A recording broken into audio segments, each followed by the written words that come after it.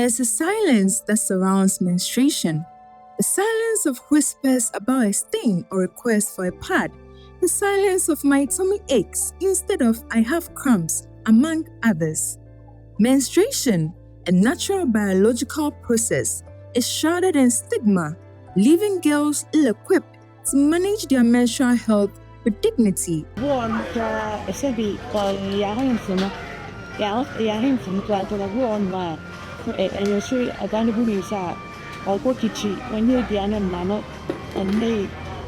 I do also for that woman say, get my choice, grandma for them about that more to say about what you saying.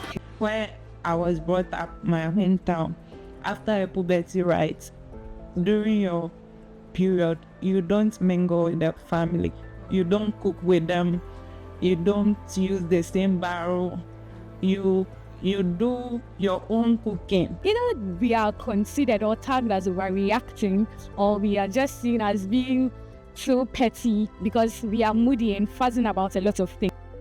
From physical pain and discomfort that makes one change postures from lying to sitting to standing to bending and going through uncontrollable emotional swings, menstruation brings multitude of challenges. Dr. John Gilbert, a professor of reproductive health at University College London, revealed that painful period, technically called dysmenorrhea, can cause pain that is almost as bad as a heart attack. Amidst all the pain, women are still expected to perform all duties and responsibilities, especially at their place of work. Me ankasa mzi menya me yi sesa ya na ya woni ya re kaka miti ni me ya mre ndi ya ndi senka me di peja ni ememu because on say me pane ba opentem obi obi me ya de man intentem no opo na ye na me say menya me yi sesa wonti me enke kama mu me ye like when can I say me slow me like me omo kasa na unye serious na unye say we djuma e na ba say kama I would ya pa me me ko do won da ba to mo WhatsApp program na ka on to what bed la ka for the me to ya man on na send to no phone but actually how it is you protect when it comes to work. Sometimes I feel so restricted, but when you are having your period, you have to make sure that the clothes are colored at least times two. And when you get to the workplace, what to eat becomes a problem. Naturally, I don't just feel good at all. I wish during that time I would just be lying down at kitchen. There was one time I was in a class, one of the fourth year classes, I was teaching, seriously teaching. Now, boom, cramps. I just went up with my health. Actually, I'm someone who experiences severe cramps. So, and you cannot stay at home. Can you just pick a phone and call your boss and tell him that, say, I'm experiencing cramps, so I won't come to work? You can't do that. Unfortunately, in addition to all these discomforts, there's a profound social and educational impact. Girls are teased, bullied, or receive subtle unpleasant reactions, leading to a cycle of silence and shame. We interviewed some high school students about how they manage their period in school and their unique period experiences. We know that we are supposed to bath at least twice a day, and then also not wear a pad for more than 6 to 8 hours. But practicing the latter becomes quite difficult because you are in school. I think that was in junior high school when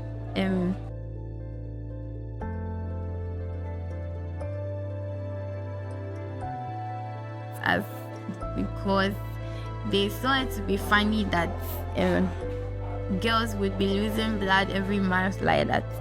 And we felt bad sometimes because it was something that was happening to us, even though we couldn't talk about it. And then the boys were making us feel stigmatized, so it made us feel bad. There was an instance, a friend of mine had her period for the first time, and then she stained her dress.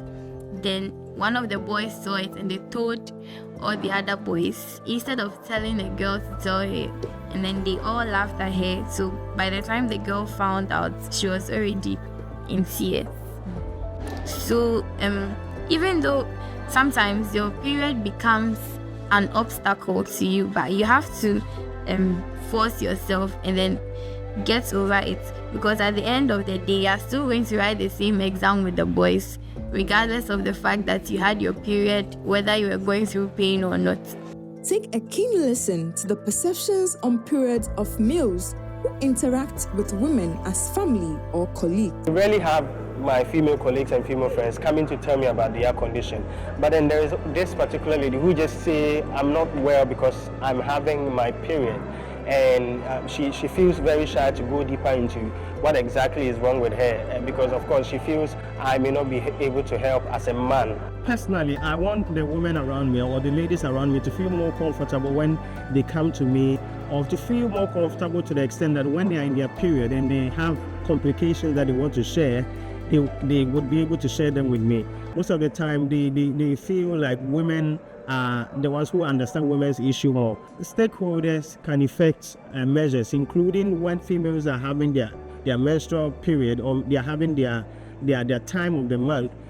If they seek to be excused from academic works or excused from coming to class, it should be a valid reason for them to stay out of class. Most of my female colleagues, my siblings and my sisters, they find it very easy talking to me about their periods.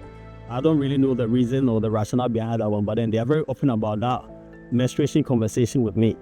They complain about fatigue, some complain about headaches and about the cramps, and I really wanted to know what the cramps was and then how I can help. So I read more about it, and then during that period I'm sometimes there to provide emotional support and then any kind of assistance that I can get. Religious individuals also share their period experiences in regards to their worship. Menstruation is a normal thing that we just take it as a normal thing because it's natural for women to go through it. The 5 daily prayers is usually associated with purity. You have to be pure before you can be able to perform those kinds of acts of worship, and then that's why we have to be like performing ablution before we go and pray and that. So with menstruation, during menstruation, you can't perform that act of worship because you are considered to be in an impure state at that moment. So after menstruation, you have to become pure, like spiritually pure, before you can continue with those kinds of acts of worship. There are many acts of worship in Islam. Many acts of worship, and it doesn't just have to be the 5 daily prayers. There are different ones, as I just said. So it's not only that. So you can do other things. So it's really not a hindrance.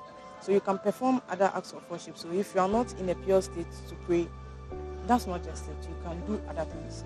If you are not praying at home, and then they are asking you, why are you not going to pray? And then you'll be like, oh, I'm not in prayers, or like in Hausa, you will say Banda Sariki because like you are not pure. Yeah, so you make them understand that is the case. In the New Testament, that is after the Testament, Jesus Christ had died and everything. And then in our jurisdiction now, the culture of Christianity does not restrict us. I mean, for my church per se, I don't know about other churches. The culture of Christianity does not restrict that when a woman is in a period, she can't do this. We've understood that those things are physical, and I mean, there is something like being spiritually unclean. So those are different things from menstrual. So if you're in your menses, you can do anything that you want to do in church, sing, lead praises, lead worship, prayers. As long as you can just do anything that you want in church right now. I'm actually a leader in church though. And then yes, just that spiritually, it doesn't really affect your spiritual thing. So it doesn't restrict you to worship. Gynecologist Dr. Edwin Osei gives insights into the various health challenges and also gives expert opinion on various health myths surrounding periods. dysmenorrhea is part, then endometriosis. Dysmenorrhea is we can't divide it into two. We have the primary dysmenorrhea, secondary dysmenorrhea. The primary dysmenorrhea is from some chemical release, some chemicals or mediators as the process of shedding of the endometrium proceeds. These chemicals, we call some prostaglandins, others leukotrienes and vasopressins. They are involved in your menstrual cycle, and they are the ones responsible for the pain that some people experience. The other secondary cause of dysmenorrhea would be some other pathologies, like when a patient has fibroid uterus, that's myoma, or endometriosis. Okay, it would also present with dysmenorrhea or painful menstruation. Okay, so these are the major problems that comes with menstruation. That's primary dysmenorrhea and secondary dysmenorrhea, as in the primary one being caused by chemical mediators like prostaglandins and the vasopressin that I said. Then the secondary dysmenorrhea being caused by fibroid uterus or endometriosis. Okay, so endometriosis is just when you have the endometrium, like as I shed light on, as I said earlier on, I said every month you shed your endometrium. That's what comes out of blood. Sometimes in the process, some of the endometrial tissues can get itself outside the uterus. Okay, so when it gets there, it could be at any site. When it gets there, that tissue or endometrial tissue that is not in its normal place, as in the uterus, when you are having your menses, because they will also respond to the hormones that you are producing, you have pain. Okay, so endometriosis is just endometrial tissues finding itself outside the uterus. So those people having severe menstrual pain during their menses, the good thing to do is just to come to the hospital, get a professional advice, see a medical doctor, tell him or her about your condition. Then there are medications that can be given. It's not good to take over-the-counter medication because all the drugs that you are taking have their own side effects. You might be thinking you are taking medication to ease or relieve your pain, but it might be causing something else. So my advice is seek medical help or medical advice from a professional before taking any medication.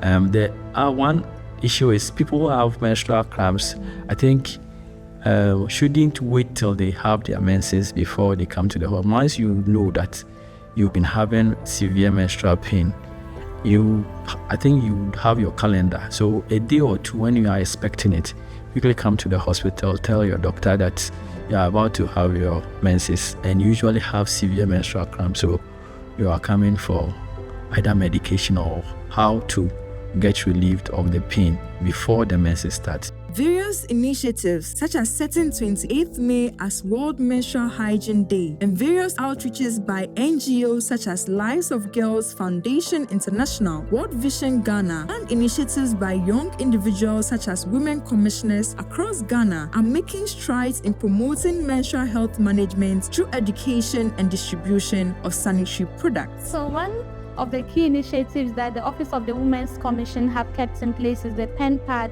to end period poverty. So with this, we organize programs like Breaking the Silence, where we bring together women of this campus to discuss issues that has to do with their menstrual health, and as well as donate sanitary pads to ladies who actually need it to prevent period poverty. Yeah, like 3 days out of a week, I have like close to 5 ladies texting me about sanitary pads. These efforts are creating a tangible change. However, more can be done. Silence must be broken. It's okay to say I'm cramping. It's okay to say I need a pad. It's okay to say I have stained. It's okay to talk about your period. We urge you to get involved by making more pad donations and educating yourself and others about menstruation.